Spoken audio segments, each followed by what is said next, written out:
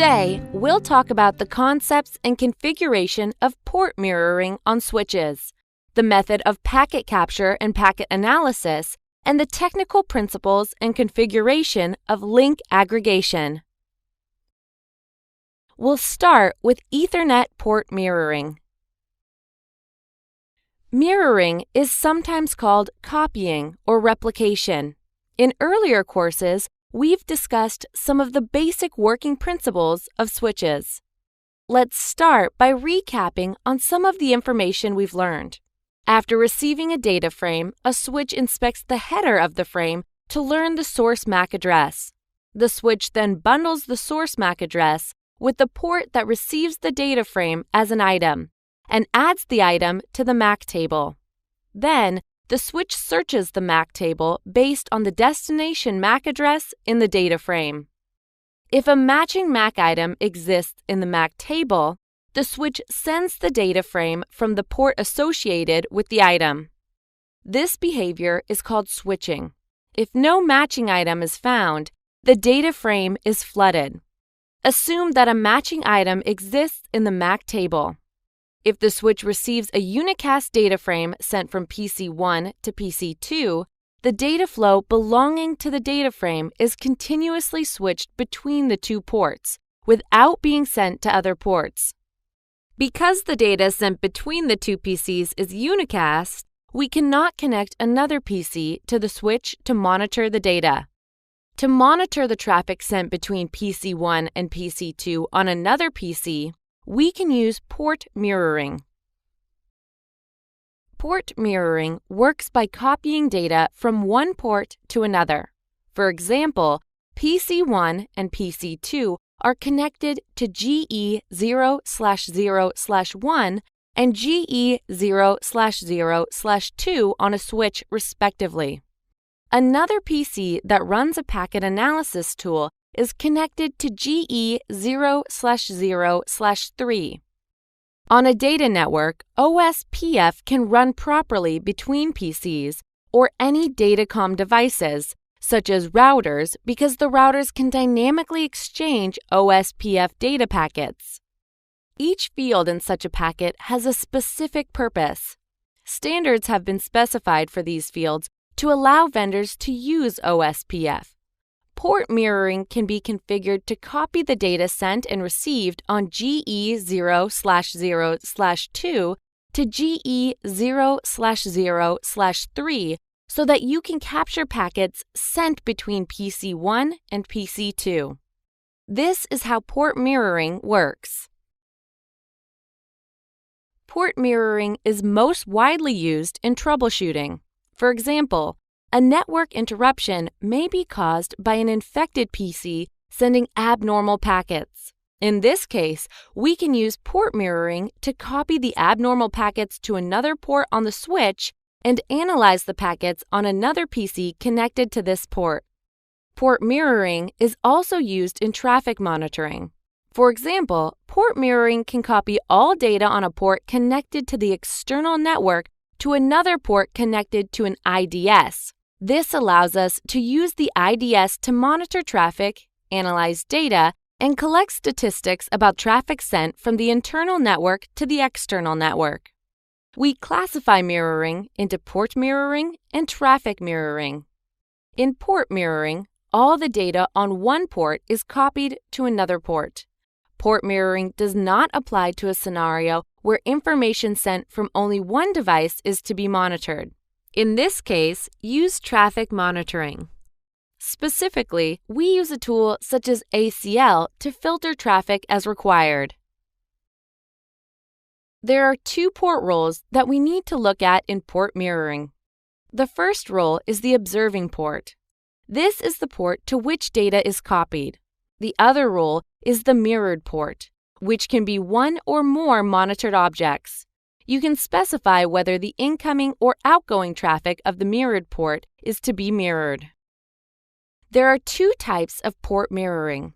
One is local port mirroring. That is, the observing port and mirrored port are on the same switch. The other is remote port mirroring. That is, the observing port and mirrored port are on different switches.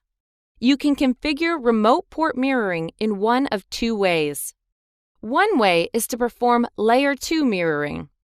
This way requires you to specify a VLAN for remote mirroring and forward the captured packets in the VLAN so that traffic can be sent to the desired monitored port across switches. The other way is to perform Layer 3 mirroring. This way requires you to send the packets obtained through mirroring to the monitored port through a tunnel. In real-world deployment, local port mirroring is more widely used. This course focuses on local port mirroring.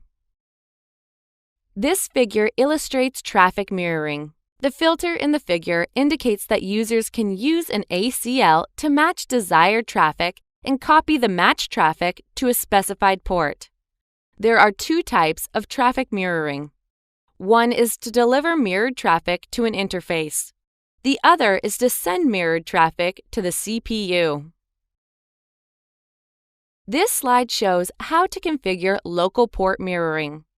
The example assumes that a switch is connected to 3 devices, and R1 and R2 can communicate properly.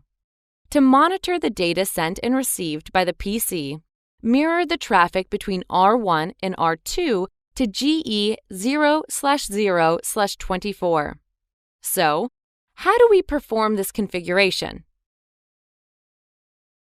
We use the first command to specify the observing port, which is GE 0/0/24 in this example. Then we specify a mirrored port. Here, we'll take a quick look at packet analysis. A data network carries a variety of data traffic, and so packet analysis can be important in ensuring the correct transmission of data. Protocols can work properly only when packets are exchanged properly. If an error with packet exchange occurs, performing a packet capture is critical to the troubleshooting process and is a must-have skill for datacom engineers. There are multiple packet analysis tools. One such tool is Sniffer, which is both powerful and complex. The most commonly used packet analysis tool is Wireshark, which is easy to use. The figure shows the GUI of Wireshark. In the main window, we can see multiple packets. By clicking a packet, we can find the fields in hexadecimal format corresponding to the packet in the lower window. The packet information includes the source and destination IP addresses and the protocol used. To show more information about the packets, you can expand the fields in the window. Wireshark is used for real-time packet capture and therefore can capture a large number of packets. If you want to capture only specific packets, enter the desired conditions in the filter field. As we have mentioned, Telnet is a remote management tool. It is insecure because it does not use encryption. Therefore, any data, including passwords, sent over a Telnet connection can be captured through mirroring and exposed. Now we'll move on to Ethernet link aggregation. Ethernet link aggregation is widely used in campus networks. Let's start with a technical background of Ethernet link aggregation. In this topology, the link between two core switches is essential. The traffic between the VLANs on the internal network goes through this link. There are two main challenges. The first is on bandwidth. The volume of traffic is too large for the available bandwidth. The second is on redundancy. If the link becomes faulty, the lack of redundancy means that the VLAN traffic is interrupted.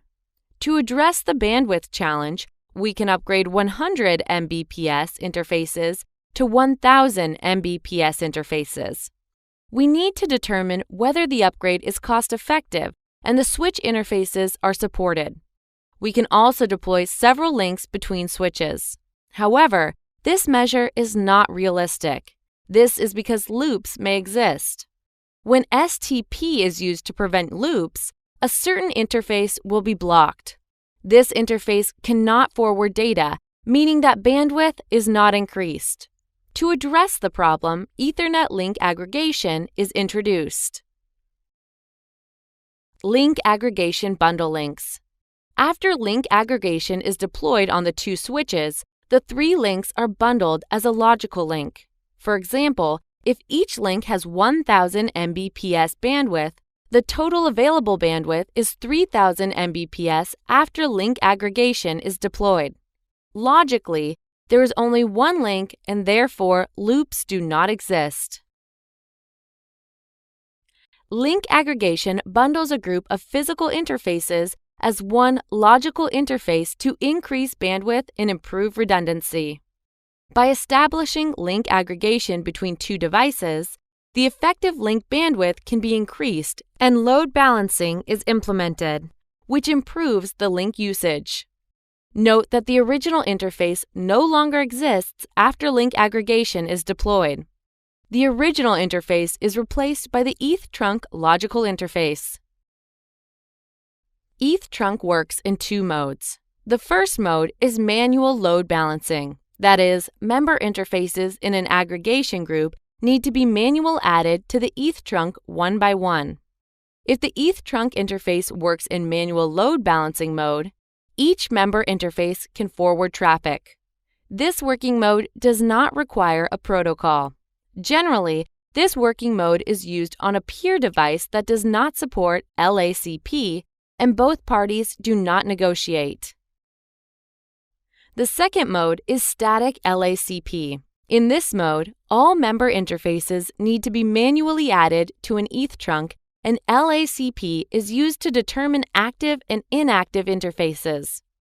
After an ETH trunk is manually created, LACP is then used to negotiate aggregation parameters. In this figure, an ETH trunk is established between two switches and then configured with a static LACP working mode. The LACP mode is also called the M-to-N mode, where M indicates the number of active links and N indicates the number of inactive links. The M active links in the lag, which is short for link aggregation group, are responsible for forwarding data and performing load balancing. The N inactive links are standby links and do not forward data. If an active link becomes faulty, the system selects the link with the highest priority from the N inactive links. The inactive link becomes active and starts to forward data. In this scenario, we need to determine a master device by system priority. The switch with the highest priority is used to determine active links. Let's move on to the configuration. First, let's look at the configuration of manual load balancing. SW1 and SW2 are interconnected through GE0/0/23 and GE0/0/24. And an ETH trunk is configured to bundle the two links. In this way, users in the same VLAN of the two switches can communicate. Specifically, PC1 and PC3 can communicate, and PC2 and PC4 can communicate. First, configure VLAN on SW1. Then, create an ETH trunk interface and configure it to work in a manual load balancing mode. In this mode, aggregated links forward data. The manual load balancing mode is used by default. After that, add member interfaces to the ETH trunk. There are two methods available for this configuration. Perform the same configuration on SW2. After the configurations are complete, run the Display ETH trunk command to view the ETH trunk status. Now, let's focus on the configuration of the static LACP mode. As shown in the following figure, SW1 and SW2 are interconnected through GE0/0/22, GE0/0/23, and GE0/0/24. The three links are bundled as an ETH trunk that works in static LACP mode. SW1 is the actor. In this aggregation link, 2 links are active and 1 link, used for backup, is inactive. First, configure SW1. Compared with the previous test, the mode is changed to LACP static, and max active link number is configured to specify the number of active links. Then configure the highest priority for SW1. SW2 configuration is also changed, with mode and max link number configured. After the configurations are complete, run the display ETH trunk command to check the ETH trunk status. In this example, we can see the status of ETH trunk 1 on SW1. In the command output, operate status shows that the aggregation interface is in the up state. Because we have configured max active link number 2, there are only 2 active interfaces among the member interfaces. The 2 active interfaces forward traffic, and the inactive interface is used for backup. Here, GE0/0/22 and GE0/0/23 are in the select state and therefore active interfaces. GE0/0/24 is in the unselect state and therefore is an inactive interface used for backup. Therefore, SW1 is the actor that determines which interfaces are active and which interfaces are inactive. ETH trunk can be used not only between switches, but also between a switch and a firewall. That's all for today. Thanks for listening.